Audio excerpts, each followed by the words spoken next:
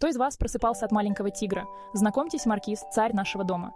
Каждое утро в 6:00 наш тигриный лев Маркиз начинает свой царский ритуал.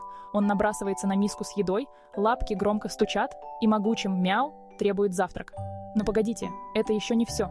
После пиршества Маркиз марширует к двери, лапками барабанит, как заправский барабанщик, и настаивает: «Выпустите меня в мое царство». Его мяуканье эхом разносится по дому, давая всем понять, кто тут главный. Пусть ваш день или вечер будет мур-мур-мурчательным, друзья. Балуйте своих котиков и держите их игривыми.